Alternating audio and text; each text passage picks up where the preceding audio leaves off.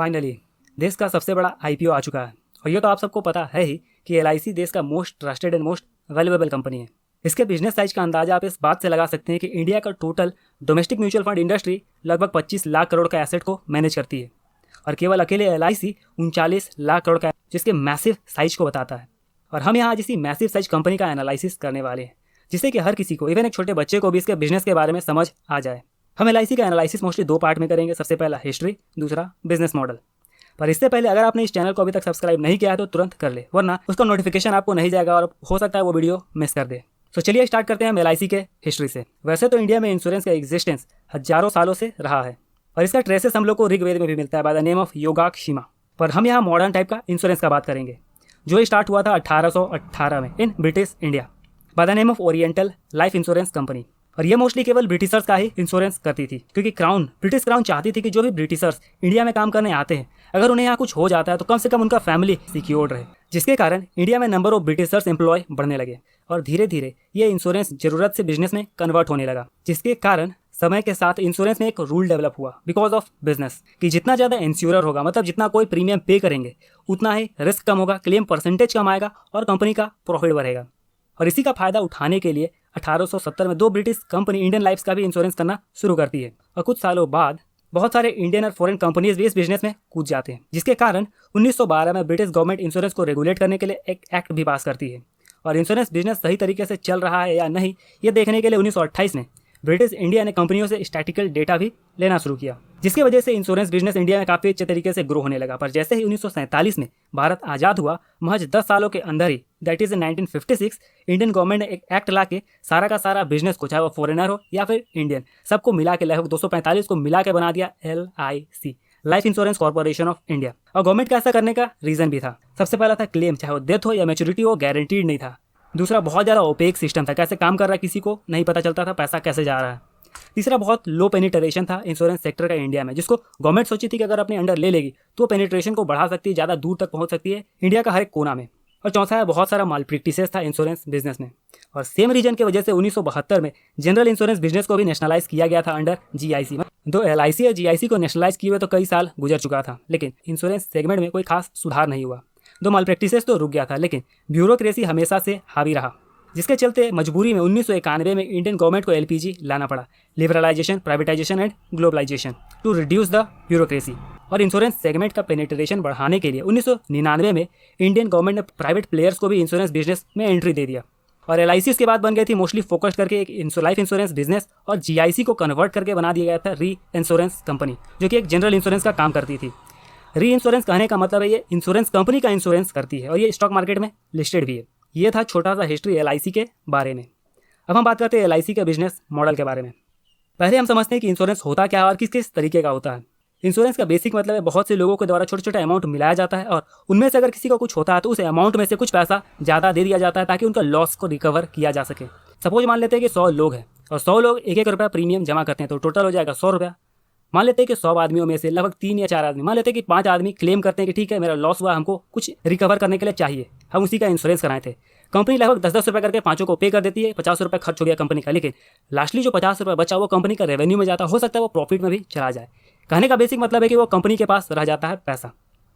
लेकिन ऐसा नहीं है कि कंपनी डायरेक्टली ये डिसाइड कर लेती है कि हमको 1 रुपये प्रीमियम लेना है। बहुत बार कंडीशन ऐसा होता है कि कुछ कुछ एरिया होता है जहाँ पे बहुत ज़्यादा फ्लड आता है, अर्थक्वेक आता है, तो उसके हिसाब से कंपनी प्रीमियम डिसाइड करती है। जैसे अगर मान लेते हैं कि किसी एक एरिया में बहुत ज़्यादा फ्लड या अर्थक्वेक आता है तो वहाँ क्लेम परसेंटेज बहुत ज़्यादा बढ़ जाएगा। अब मान लेते हैं कि 100 आदमी किया था, अब 10 आदमी से ज़्यादा बढ़ गया क्लेम सेटलमेंट, 15 से 20 आदमी आ गया क्लेम करने के लिए कि मेरा लॉस हुआ, हमको पैसा दीजिए। उस कंडीशन में कंपनी बैंकरप्ट हो जाएगी। इसीलिए कंपनी करती क्या है कि जहाँ इस तरह का कंडीशन होता है, जहाँ क्लेम परसेंटेज ज़्यादा होता है, या तो कंपनी वहाँ इंश्योरेंस करती ही नहीं है या फिर प्रीमियम ज़्यादा चार्ज करती है। जहाँ पे 1 रुपया लग रहा था वहाँ पे 5 या 10 रुपये कंपनी चार्ज करेगी और क्लेम करने के बाद जो पेमेंट करेगी वो भी ऐसा नहीं होगा कि 10 गुना करेगी या 20 गुना करेगी, वो भी उसका परसेंटेज रहेगा वो कम करेगी। पहला केस में जहाँ 10 गुना कर रही थी वहाँ 10 रुपये लिए तो लगभग 1.5 गुना 2 गुना करेगी, मतलब कम से कम पेमेंट तो करेगी। और ऐसा इसीलिए है क्योंकि कंपनी अच्छे तरीके से चलता रहे। अगर कंपनी सबको पेमेंट करने लगेगी जितना है सबको 10-10 गुना, तो कंपनी ही बैंकरप्ट हो जाएगी।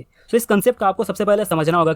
और ये होता है सबसे पहला रेवेन्यू किसी भी इंश्योरेंस बिजनेस का। ये हुआ आम भाषा में जो हम लोग को समझ में आता है कि कंपनी को किस तरीके से रेवेन्यू होता है। और आपको ये सब तब काम आएगा जब आप नंबर को एनालाइज कीजिएगा। अभी हम बोल रहे हैं आपको बस थोड़ा सा सुनिए और समझने का कोशिश कीजिएगा। जब आप इसको फर्दर एनालाइज कीजिएगा तब आपको प्रॉपर इंश्योरेंस बिजनेस क्या होता है, कैसे काम करता है, तब आपको ये सब काम आएगा। अब मान लेते हैं कि 100 लोग जो कंपनी को प्रीमियम पे किए थे, जो इंश्योरेंस लेते हैं वो जो पैसा पे करते हैं उसको प्रीमियम बोलते हैं। अब मान लेते हैं कि जो 100 आदमी प्रीमियम पे किए थे वो तुरंत तो क्लेम करेंगे नहीं, हो सकता है 1 महीना बाद करे, 2 महीना बाद करे, या इवन साल भर बाद, 10 साल बाद, 15 साल बाद करे। जब तक कंपनी के पास वो पैसा रहता है, आज हम पेमेंट किए प्रीमियम तो वो पैसा कंपनी के पास चला गया।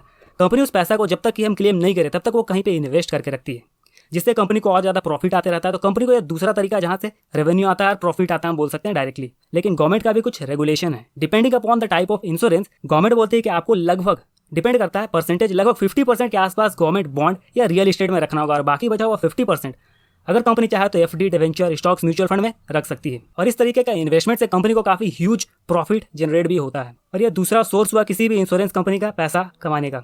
और बेसिकली यही 2 ही तरीका है। अब हम टाइप का बात करते हैं। अगर हम जनरलाइज में देखें तो 2 ही तरीके का मेजरली इंश्योरेंस होता है। एक तो लाइफ का इंश्योरेंस, दूसरा होता है जनरल इंश्योरेंस। मतलब बाकी जितना आ जाएगा, चाहे गाड़ी का हो, हेल्थ का हो, घर का हो, चोरी का हो, ट्रांसपोर्टेशन का हो, सारा आ जाएगा जनरल इंश्योरेंस में। लेकिन एलआईसी काम करती है लाइफ इंश्योरेंस सेगमेंट में। जैसा कि इसका नाम है लाइफ इंश्योरेंस, तो ये लाइफ इंश्योरेंस सेगमेंट में ही काम करती है। और लाइफ इंश्योरेंस सेगमेंट में भी 3 तरह का इंश्योरेंस होता है। सबसे पहला ट्रेडिशनल, जिसमें टर्म और एंडाउमेंट आता है, दूसरा एन्युटीज होता है, और तीसरा यूनिट लिंक्ड होता है। एक को हम बारी बारी से आपको समझा देते हैं। टर्म का बेसिकली मतलब होता है कि मान लेते हैं कि हम 1000 रुपये पे करते हैं कंटिन्यूअस।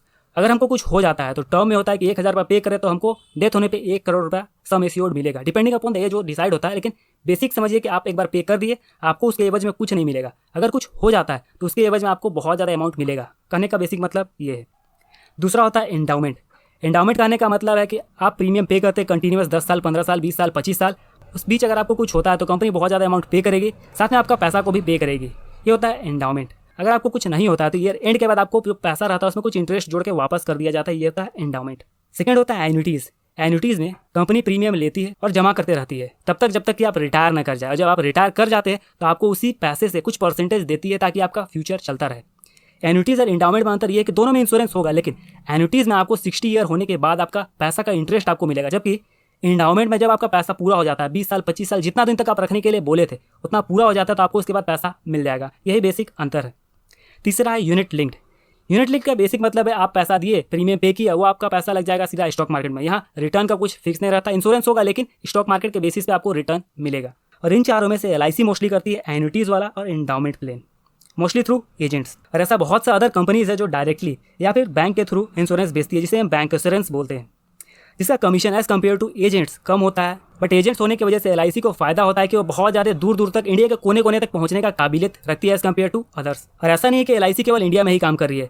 एलआईसी का प्रेजेंस ग्लोबली भी है, जैसे Fiji, Mauritius, Bangladesh, Nepal, Singapore, Sri Lanka, UAE, Bahrain, Qatar, Kuwait, even UK तक में है। तो इन सारे कंट्रीज में एलआईसी ऑपरेट करती है। और इतने सारे जगह प्रेजेंस होने की वजह से और एजेंट्स का सपोर्ट होने की वजह से कंपनी लगभग 2000 ब्रांचेज में 13 लाख एजेंट्स को ऑपरेट करती है, जो इसके मैसिव साइज को बताता है। लेकिन एक बात आपको समझना होगा कि एजेंट्स के रहने की वजह से कमीशन काफ़ी ज़्यादा कंपनी को पे करना पड़ता है। साथ में बहुत सारा रेगुलेटरी रिक्वायरमेंट था, जैसे हम पहले बोले थे 50% के आसपास गवर्नमेंट सिक्योरिटीज़ में रखना है। साथ में नया नया प्रोडक्ट्स डेवलप करती है, उसमें का एडवर्टाइजिंग में कंपनी का खर्च होता है। तो इन सबको अगर कुल मिला के देखा जाए तो जो भी कंपनी प्रोडक्ट लॉन्च करती है, अगर कोई प्रीमियम खरीदते हैं और 3 सालों तक अगर कंटिन्यूसली पेमेंट करते हैं तो 3 सालों में कंपनी को, एलआईसी को कोई खास प्रॉफिट नहीं होता है। अगर कोई आदमी कंटिन्यू रहता है 3 सालों बाद तक, तब कंपनी को कहीं जाकर प्रॉफिट होना शुरू होता है, क्योंकि ज़्यादातर पैसा इन्हीं चीज़ों में खर्च हो जाता है, कमीशन, रेगुलेटरी रिक्वायरमेंट और एडवर्टाइजिंग में। और एक चीज़ आपको ये पता होना चाहिए कि इंडिया में कोई आदमी इंश्योरेंस इसलिए नहीं खरीदता है कि उसको इंश्योरेंस चाहिए या अपना फैमिली को सेफ रखे, बल्कि वो एजेंट के द्वारा उसको बताया जाता है, फील कराया जाता है कि आपको इंश्योरेंस का जरूरत है। अगर ऐसा नहीं होता तो कोई आदमी एंडाउमेंट प्लान नहीं खरीदता, मोस्टली वो टर्म इंश्योरेंस खरीदता है, क्योंकि टर्म इंश्योरेंस में जो पैसा दिया जाता है वो लगभग काफ़ी हाई रहता है as compare to endowment plan, जिसके कारण जो ड्रॉप रेट होता है वो काफ़ी ज़्यादा होता है, क्योंकि दूसरा कोई बोला है हमको पैसा पे करने, एजेंट हमको बोला है पैसा पे करने। अब एजेंट के थ्रू हम पैसा पे किए, हम अपनी इच्छा से नहीं किए, जिसके कारण बहुत बार देखा जाता है कि जो ड्रॉप रेट रहता है काफ़ी हाई रहता है। ड्रॉप रेट कहने का मतलब है बीच में तोड़ देना इंश्योरेंस को। बहुत से लोग तो एलआईसी में इंश्योरेंस बस इसीलिए करते हैं क्योंकि वो टैक्स सेव कर सके, साथ में वो अपने पैसे को बचा सके, क्योंकि वो अपना पैसे तक को बचा नहीं सकते, जिसके कारण वो यहाँ इन्वेस्ट करते हैं। जो ये 2 कारण है, ये थोड़ा सा इंप्रूव करता है जो ड्रॉप रेट रहता है, क्योंकि जो टैक्स सेव कर रहा है वो कंटिन्यूस जब तक वो नौकरी कर रहा है तब तक टैक्स सेव करेगा, और जब वो सेव कर रहा है तो वो सेव करने के लिए भी वही खोलता है अकाउंट, जिसकी वजह से जो ड्रॉप रेट रहता है वो ये डिक्रीज करता है। एक पॉइंट दिखा रहा है कि कंपनी का जो ड्रॉप रेट है वो काफ़ी ज़्यादा इंक्रीज करेगा, बिकॉज एजेंट के थ्रू कोई आदमी इंश्योरेंस में घुस रहा है। जबकि दूसरा पॉइंट बता रहा है जो खुद से कर रहे हैं टैक्स बचाने के लिए या फिर पैसा सेव करने के लिए, बचाने के लिए, ये थोड़ा सा ड्रॉप रेट को घटाएगा। और कुछ सा इंश्योरेंस ऐसा भी होता है जिससे बस एक बार प्रीमियम पे करना होता है, तो इसका ड्रॉप होने का कोई चांसेस नहीं है, क्योंकि पे बस एक बार करना है और भूल जाना है।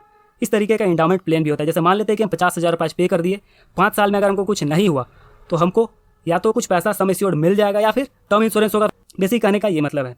LIC के बारे में अच्छा बात यह है कि इसमें फिक्स्ड रिटर्न मिलता है। मतलब जो भी एजेंट इसके प्रोडक्ट को बेचने जा रहे हैं वो क्लियरली बोल सकते हैं कि आपको इतना साल बाद इतना पैसा मिलेगा, जो एक तरीके से भरोसा दिलाता है एजेंट्स के प्रति, साथ में कंपनी के प्रति भी, और जो इंश्योरेंस खरीद रहे हैं उनका दिमाग में भी एक शांति का माहौल बना के रखता है, जिसके चलते कंपनी का LIC का ब्रांड रिकॉल वैल्यू भी काफ़ी हाई रहता है।